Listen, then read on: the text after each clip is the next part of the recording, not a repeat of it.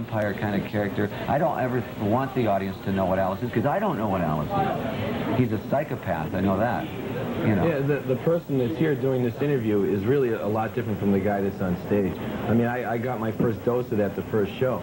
Didn't happen in rehearsals any other time. The first time I came down, the guy that burst onto the stage, and I kind of hit a chord and looked at him, it was like, you know, he could definitely go off somewhere on his own and just hurt everybody on stage or something. He's kind of a dangerous character.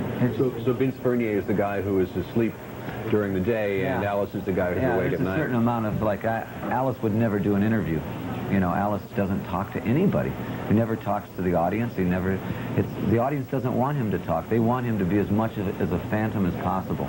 So when I turn into Alice, I assume that character. I assume that mentality. I don't even stand like Alice. When Alice, you know, stands on stage, it's like this, and he means everything, you know, whereas I am a perpetual liar.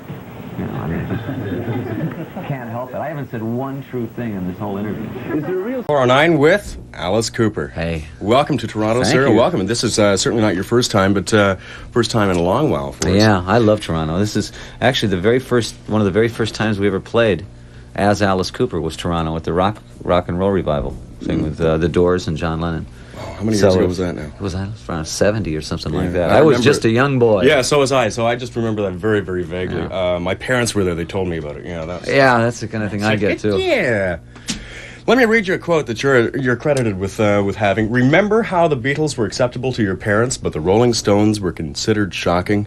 Well, we want to shock the Stones. And I found out also in that same interview that the most terrifying thing to you is the decor at a Holiday Inn. Well, yeah, I've probably spent more skin on turquoise plastic couches. When you go to sleep in the afternoon and you try to get up and you're stuck to it, you know, and half of your back is still there on the thing.